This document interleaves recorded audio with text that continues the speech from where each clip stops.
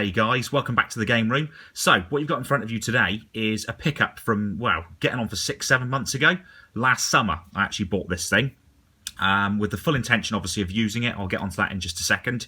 It's an Android gaming tablet, a JXD S7800b.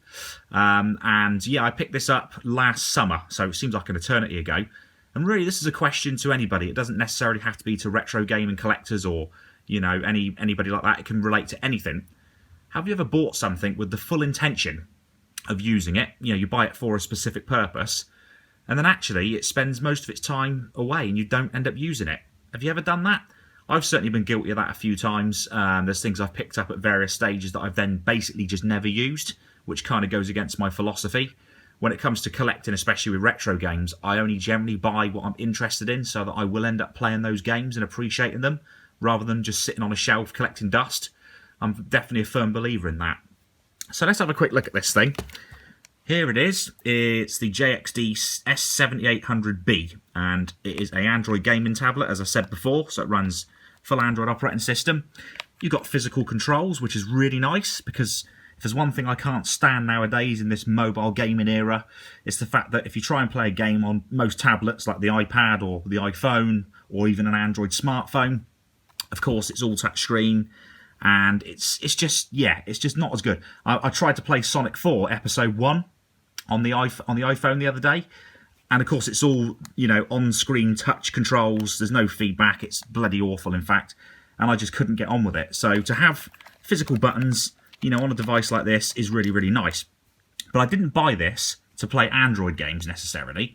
I bought this because this is actually a really well-known emulator sort of tablet. Well, yeah, it can do a lot of different emulators for different systems.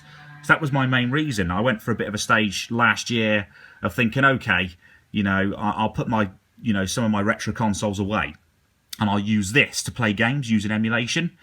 But in the end, I just didn't do that. I loaded this thing full of emulators. I'm just going to swipe him open. Yeah, it's going to moan about the battery. Of course it is, because it's not charged up 100%.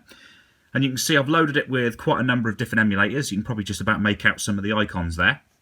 And it does actually work pretty well. It's actually a pretty decent device. I'm just going to quickly go in. That's Sega Master System games. Just load one that everybody knows a million times. Yeah, Sonic 2, that'd be fine. So yeah, so I've loaded it full of stuff. I've got it working. It's a really, really cool bit of kit. I actually do like it. It's very, very good. But I just haven't made use of it at all. So, you know, it cost me about 120 quid, 120 Great British pounds last summer, and I just haven't made use of it. But it is actually a very, very good little device. So I recommend it for anybody that's, you know, into their retro gaming but doesn't want to be a collector, doesn't want to have loads of kit lying around, as I'm failing at Sonic 2. But yeah, would like one of these little emulation machines, because it's really good. But yeah, I didn't make the most of this thing, and it's currently on eBay being sold, unfortunately, guys.